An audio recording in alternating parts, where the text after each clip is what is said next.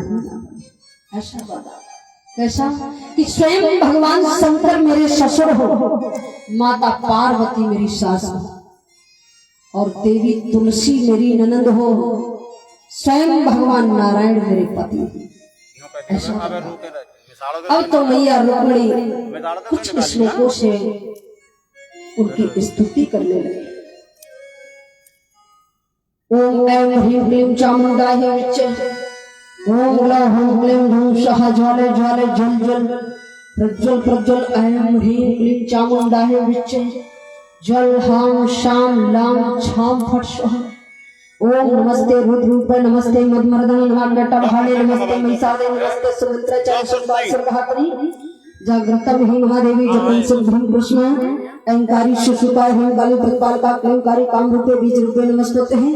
ओम चामुंडा चंडघाती चंकारी वरदानी विच्चे चाविता नित्यम नमस्ते मंत्रोपणी।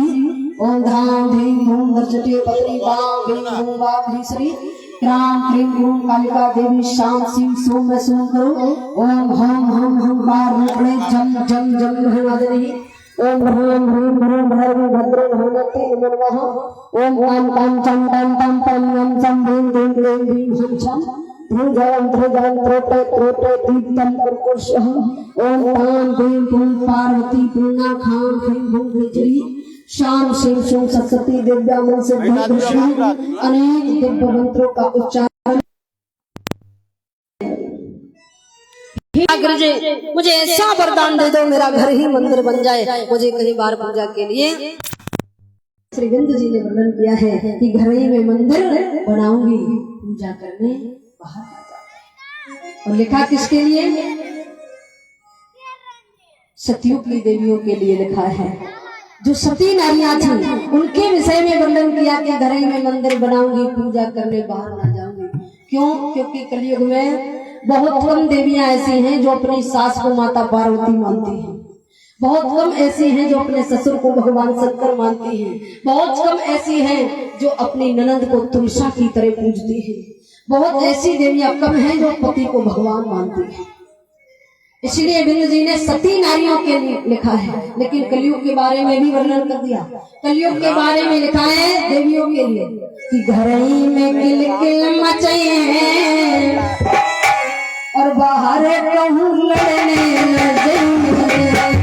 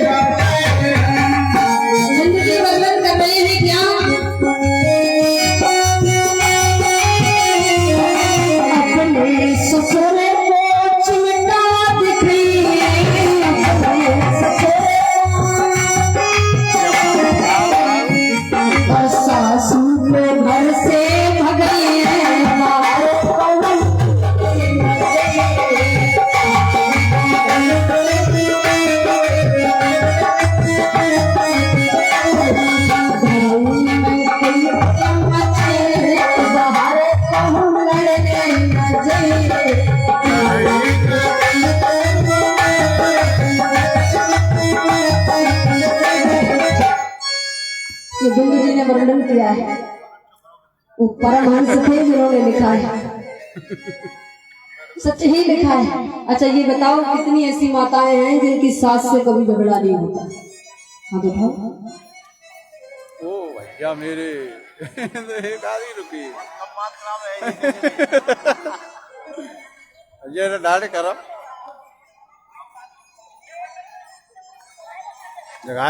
बात नहीं माता, ये तो मैं भी जानती हूँ जहाँ 5 बर्तन होते खनक भी जाते हैं। लेकिन ये बताओ जब सास से झगड़ा हो जाता है फिर बाद में सास से नहीं बोलती, बगल वाली चाची से व्यवहार चलाती है। ये तो सेवा में गोना चलता है चाची तो जो माँ बहन बेटी सास से ना बोल करके बगल वाली से व्यवहार चलाती है उसके घर का झगड़ा कभी खत्म, उसके घर का झगड़ा कभी खत्म नहीं हो सकता। और बगल वाली चाची को 1 महीने अपने घर में रख के देखना, सेवा करके पता चल जाएगा मेरी सास ठीक है कि बगल वाली। माताओं देखिए, सास एक पद पर बैठी है, जैसे प्रधानमंत्री मुख्यमंत्री का पद है। अब प्रधानमंत्री मोदी जी हैं, उनका जब आदेश हो जाता है तो पूरा देश आज्ञा का पालन करता तो नहीं। तो सास घर की राज सरस्वती है, वो सास पद पर बैठी है, इसलिए आदेश तो करेगी और पालन भी करना ही पड़ेगा। जो जिस पद पर बैठा होता है उसका उस पद के लिए अधिकार होता है। जब तुम सास बन जाओगी तो तुम्हें भी पद मिल जाएगा। ऐसा कोई नहीं है जैसे सास बहू न बनना पड़ा, सबको बनना पड़ता है। जब तुम बन जाओगी तो तुम्हें भी पद ही मिलेगा।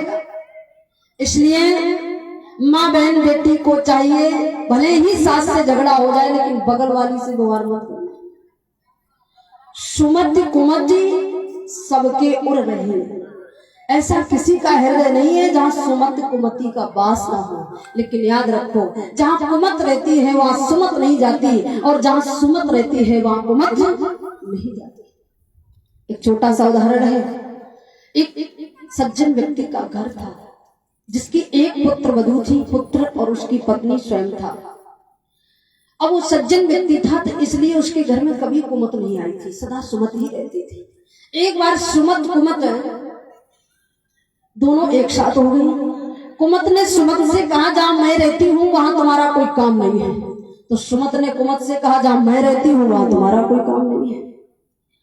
अब दोनों ने सामंजस्य बनाया कि प्रैक्टिकल कैसे किया जाए, ये जाना कैसे जाए कि जहां कुमत रहती वहां सुमत नहीं जाती, जहां सुमत रहती वहां कुमत नहीं जाती। तो दोनों चल पड़ी। जब दोनों चल पड़ी, कुमत बड़ी होशियार, कुमत ने सुमत से कहा, पहले मैं तुम्हारे घर जाऊंगी, बाद में तुम मेरे घर जाना।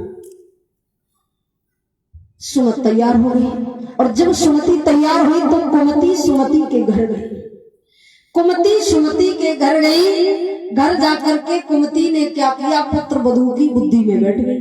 कुमति बुद्धि में बैठ गई, और जब कुमति उसके बुद्धि में बैठी तो हुआ क्या, वो पुत्र वधू भोजन बना रही थी, तब तक कुमति आई, उसकी बुद्धि में बैठ गई। भोजन बनाते समय उस पुत्र वधू ने क्या किया, दाल बना रही थी, दाल में राम रस डालना भूल गई। क्यों? क्योंकि कुमति बुद्धि पर आकर बैठ गई, इसलिए राम रस डालना भूल गई। और जब राम रस डालना भूल गई, उसने प्रसाद बनाकर तैयार कर दिया। जब प्रसाद बना दिया, अब उसने पूरे परिवार को भोजन कराया। सबसे पहले जो दरवाजे पर ब्रह्म स्वरूप उनके ससुर हैं, उनके लिए उसने भोजन परोसा। अब वो सज्जन व्यक्ति थे, जीवन भर उनके घर में सुमति रही। अब वो जानते थे कि दाल में राम रस नहीं पड़ा हुआ है, और राम रस के बिना व्यंजन फीका हो जाता है।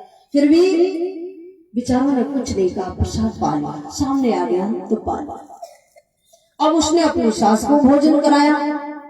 अब सास भी जानती कि इसमें राम रस नहीं पड़ा, लेकिन उसने सोचा जो बाहर बैठे उन्होंने नहीं कहा तो हम क्यों कहते, उसने भी नहीं कहा।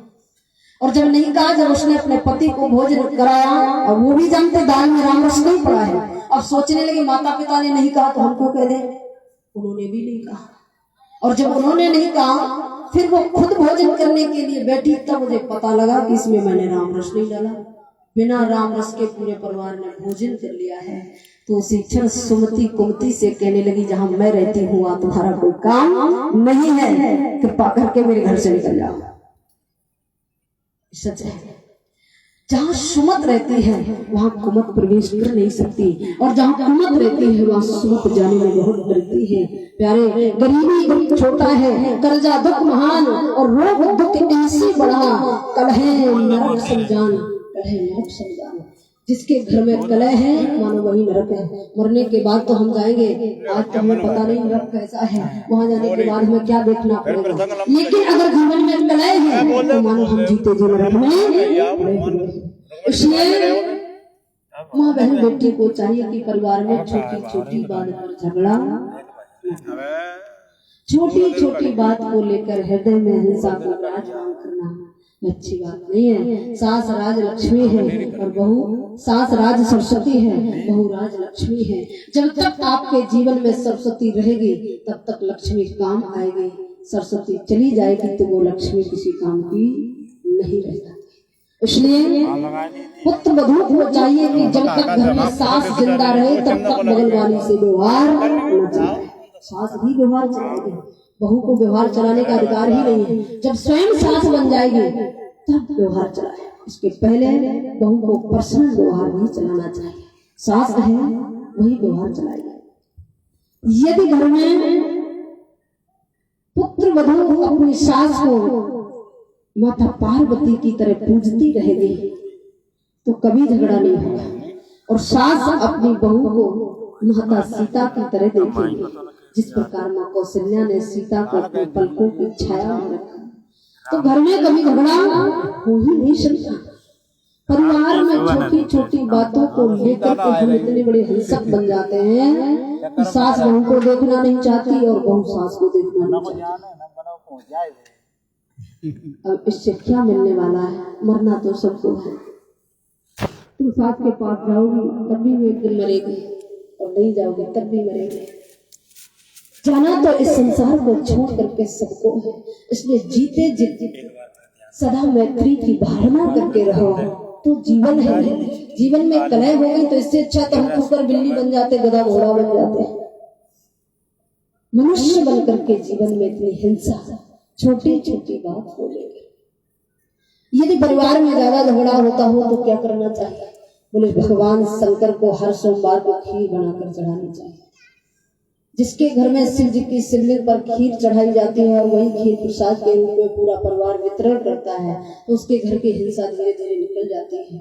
क्यों? क्योंकि जो भगवान शंकर का परिवार है वो हिंसक ही है, लेकिन हिंसक जीव होकर के भी वो एक दूसरे से मैत्री की भावना करके रहते हैं। जैसे कि भगवान शंकर के जो वाहन है श्री नंदी जी और माता पार्वती के वाहन है शेर सिंह। यदि माता पार्वती का सिंह छूट जाए तो नदिया का क्या होगा? छोड़ेगा नहीं, बाहर ही कर देगा। और भगवान शंकर के कंठ में एक काला नाग सदा रहता है और कार्तिकेय जी की सवारी मयूर है। मोर और काला सर्प एक ही बाग में चुनता है। मोर और काला नाग एक ही बाग में रहता है। यदि श्री कार्तिकेय जी की मोर काले नाग को डस लेगी तो हिंसक हो जाएगी। भगवान शंकर के परिवार में रह करके वही मयूर और वही सर्प एक बाग में चुनता है, एक दूसरे में जरा से भी हिंसा नहीं। गणेश जी की सवारी है चूहा और भगवान शंकर के गले में काला नाग पड़ा हुआ है। चूहा और नाग एक ही पिटारे में रहता है। जहाँ सर्प और चूहा एक पिटारे में रहते हो वो होता है ग्रस्त जीवन। जहाँ सिंह और बसव एक घाट पर पानी पीता है वो कहते हैं ग्रस्त जीवन। जहाँ पर मयूर और सर्प एक बाग में दाना चुनता है उसे कहते हैं ग्रस्त जीवन। क्या हम इनसे बढ़कर हिंसक जीव तो नहीं? इनसे बढ़कर हमारे में हिंसा तो नहीं है। हम मनुष्य हैं, फिर भी हम एक दूसरे के पूरक नहीं है। वो एक दूसरे के पूरक हैं जो हिंसक हैं, लेकिन हम हिंसक नहीं है फिर भी एक दूसरे के पूरक। संस्कृति में कितना बड़ा बदलाव है। इसलिए माताओं मेरा तो कहना यही है, हर माँ बहन बेटी को चाहिए कभी भी छोटी बात पर न ध्यान देते हुए अपने जीवन को शांति से संतोष के साथ में ही गुजारे। सास से झगड़ा हो जाए मत बोलो, लेकिन बगल वाली से व्यवहार ना करो। मन न लगे तो भगवान का भजन करो। भजन तो माताएं करती ही नहीं है। पहले माता रोटी बनाती थी तो गीत गाती थी, गा गा कर रोटी बनाती थी। और अब क्या करती है? किचन में मोबाइल रख लेती है, उसमें पिक्चर चला लेती है। और वो पिक्चर जो आती है ना उसमें हीरो एक्टिंग करता है। जो हीरो एक्टिंग करता है वो नकली होता है और वही माँ के बच्चे जब एक्टिंग करते वो असली हो जाते हैं। अब एक्टिंग करती हुई भोजन बना रही हो तो एक्टिंग भोजन में भर गई और वही भोजन पूरे परिवार ने खाया तो एक्टिंग तो होगी परिवार में। संस्कृति में बदलाव हो गया। इसीलिए माताओं हमारे बुजुर्गों की संस्कृति शांत होती चली जा रही है।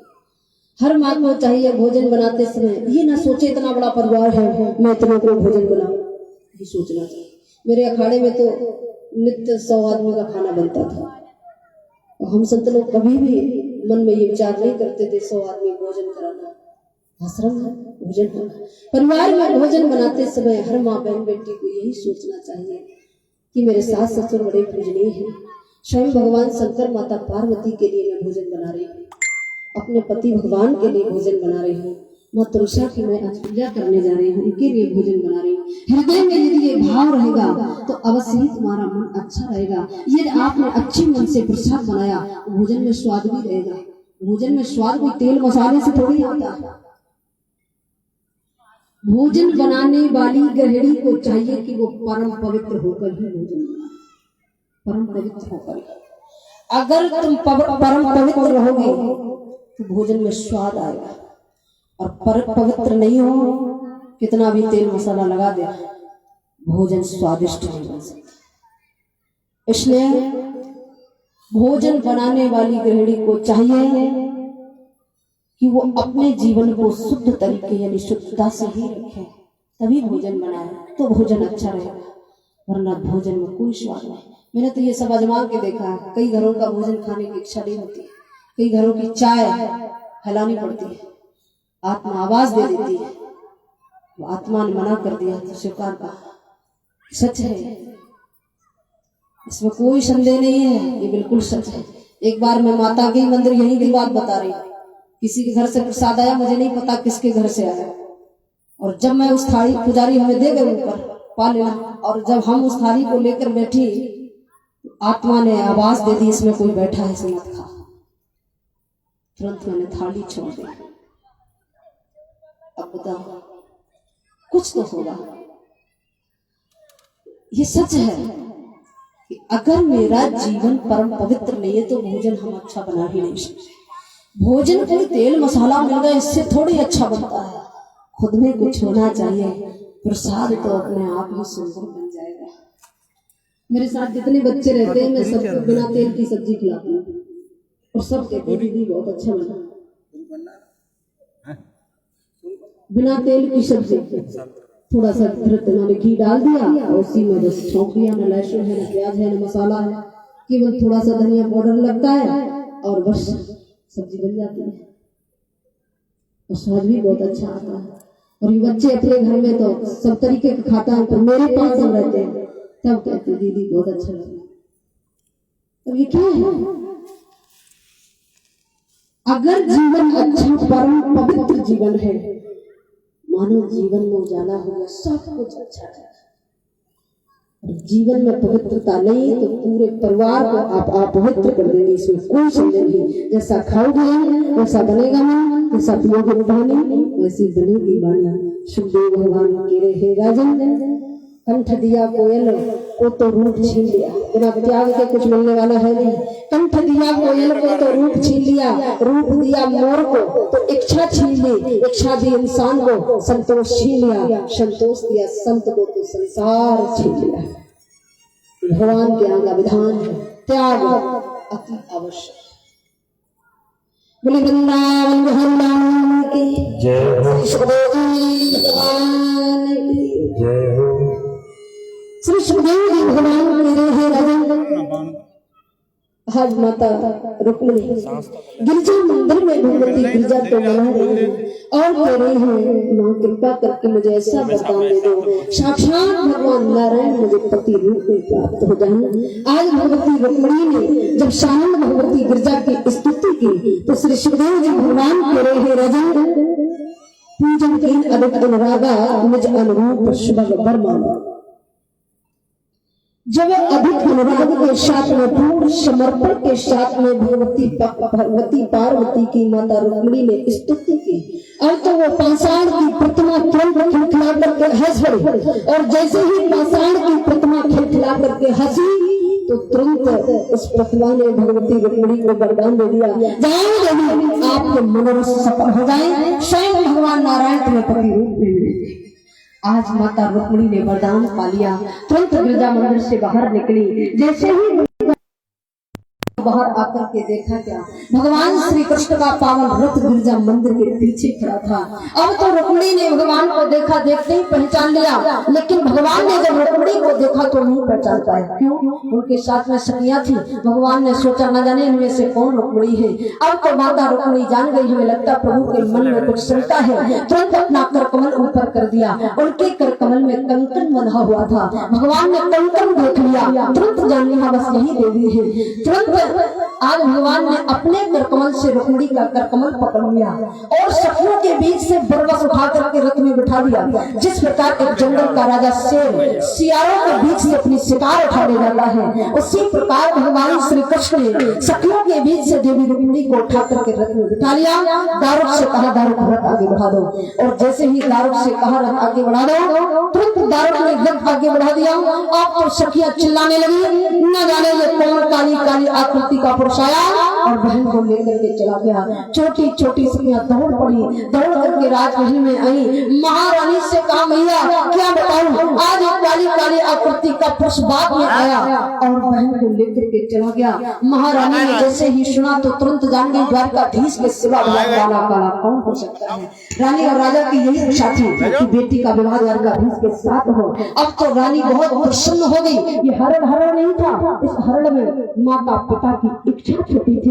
सुखदेव भगवान कह रहे हैं राजन अब तो ये खबर शिशुपाल की बरातियों को मिल गई, रुक्मिणी को मिली। तो रुक्मिणी ने क्या किया, तुरंत उस सभा में प्रण कर लिया यदि मैं आज अपनी बहन रुक्मिणी को द्वारकाधीश के हाथों से छुड़ा कर न ला पाया तो लौट कर कुंदनपुर नहीं आऊंगा।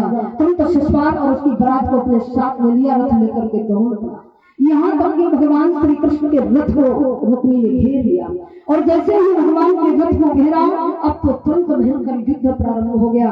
ऐसा घमासान युद्ध हुआ कि कुछ गदा युद्ध कुछ मल्ल युद्ध, ताकत में दोनों घटे नहीं, उड़ गई समर की वो मिट्टी, पर दोनों योद्धा हटे नहीं। भयंकर युद्ध हुआ, और जब भयंकर युद्ध होने लगा तो हुआ क्या, उस युद्ध में भगवान श्री कृष्ण ने सारी बारात को मार दिया। जब सारी बारात का संहार हो गया अब तो रुक्मिणी और शिशुपाल दो बचे। शिशुपाल जानता है बारात मारी गई, यदि मैं भी युद्ध करूंगा तो मैं भी मारा जाऊंगा, इसलिए शिशुपाल तो रण छोड़ करके भाग गया। लेकिन रुक्मिणी का प्रण था, इसलिए द्वारकाधीश से युद्ध करता रहा। भगवान ने क्या किया, रुक्मिणी को पकड़ करके अपने रथ में पीछे बांध लिया और बांध करके दारुक से कहा दारुक रथ आगे बढ़ा दो। श्री दारुक ने तुरंत रथ आगे बढ़ा दिया। अब तो पीछे वो रुक्मिणी बना था, घसीट रहा था। उसी क्षण में रुक्मिणी ने देखा कि उनका ज्येष्ठ भ्राता स्वामी के रथ में बना है और घसीटता चला जा रहा है। उसे क्षण रुक्मिणी भगवान श्री कृष्ण से करुण क्रंदन करने लगी, कहने लगी स्वामी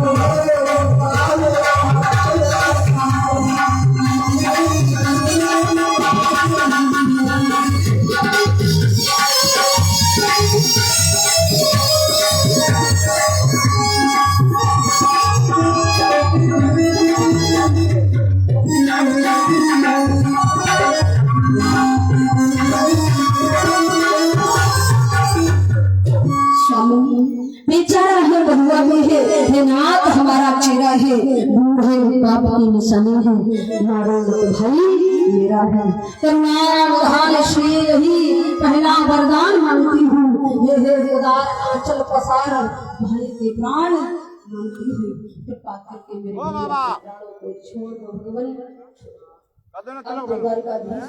रुक्मिणी का बिना तिलक लग करवा। तुरंत भगवान श्री कृष्ण को दया आ गई, तुरंत भगवान ने दारुक से कहा दारुक रथ खड़ा कर दो। दारुक ने रथ खड़ा कर दिया। आज मेरे प्रभु ने अपने हाथों से रुक्मी को वही रास्ते में छोड़ दिया। अब तो रुक्मी ने क्या किया, वही मार्ग में एक भोजपट नामक नगर का निर्माण किया। उसी भोजपट नामक नगर में रहने लगा, फिर लौट और कुंदनपुर नहीं गया। इधर मेरे द्वारकाधीश रुक्मिणी को रथ में लेकर के श्री द्वारकापुरी के लिए चले आए। जब वो द्वारकापुरी में आए तो द्वारका में आकर के भगवान श्री कृष्ण ने रुक्मिणी के साथ में परिग्रहण संस्कार किया, यानी समस्त वैदिक विधान के अनुसार विवाह किया गया, क्योंकि उनका विवाह कुंदनपुर में नहीं हो पाया। इसलिए भगवान के परम भक्तों ने मिलकर के द्वारका में आकर आनंद बधाइयों के साथ उनका विवाह संपन्न कराया। जो माँ बहन बेटी श्रृंगार चूनर इत्यादि रुक्मिणी के लिए लाई हो वो भेंट कर दे, और जो चरण पखारना चाहती हो तो माता रुक्मिणी के चरण पखारिए।